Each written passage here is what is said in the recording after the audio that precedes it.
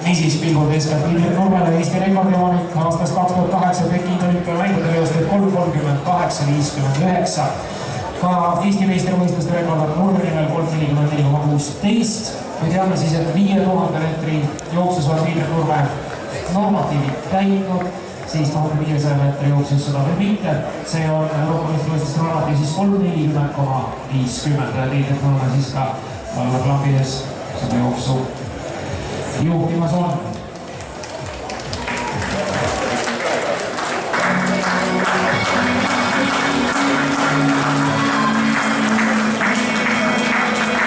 Head vaatajad, selle põneva jooksuaja ajal tutvustamiseks valmis mehed kettaheitjad. Täna võistlevad Sander Rits, Pärnu spordiklubi Altius, Andrei Stepanov, kergejõustikuklubi Järvala, Priidu Liit, Tartu spordiselts Kalev, Kael Brauer, spordiklubi Leksi 44, Artjom Nikitin, Audentese spordiklubi, Allan Sadur, kergejõustikuklubi Hiiker, Gerd Kanter, Tallinna spordiselts Kalev, Sven Riidimägi, kergejõustikuklubi Tipp, Martin Kupfer, Audentese spordiklubi, Märt Iisrael, Tallinna Tehnikaülikooli spordiklubi, Karl Koha, Haapsalu kergejõustikuklubi, Mihkel Muinasmaa, Kuusalu spordiklubi, Erik Luts, Rapla jooksuklubi ja Heigo Kambro, Audentese spordiklubi.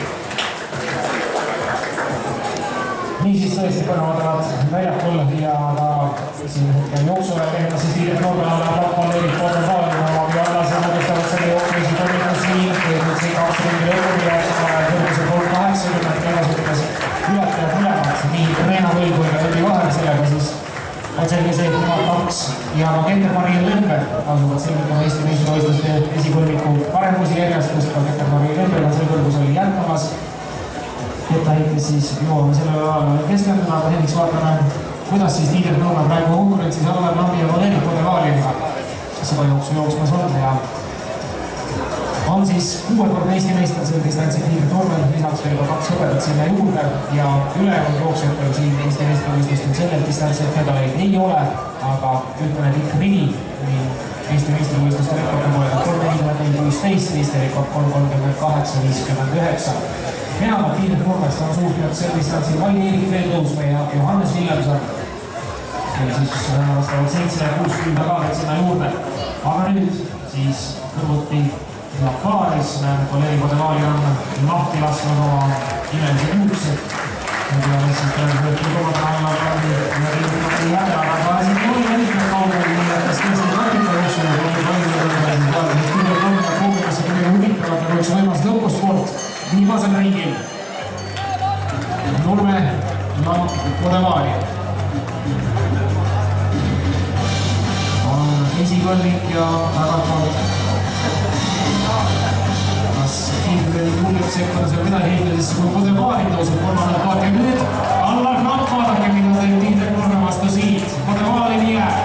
Allar Kramp ja Indrek Nurme, kas tõesti kodusele konkurendile juurde vaatada. Indrek Nurme näitas väga vahvat jooksu Euroopa viskõlvika meistrivõistluste 8 ringi kohapealt kiirendab olukorda Indrek Nurme. Kas Lamp peab vastu, ta varasid kurdi peale siit ja niimoodi selgus 17 aastal 2014. Allar Kramp tõusis Indrek Nurme ja kas see lähebki nii? Oli suunaturne lõpus siiski. Allar Kramp vastab väga tihe katse, võtta siin veel Indrek Nurme alla. Indrek Nurme võtab oma 7 Eesti meistritiitli. Allar Kramp vahva konkurentsis lõpus võtaksid hõbeda, Valeri Podevali võtab Eesti meistrivõistluste proksi ja Olav Järvase tunduvalt lõpetab jooksu 4. kohaga. Aga elevust, missugust? Nii et ikkagi kõva vääringu jooksuga siin tegemist oli.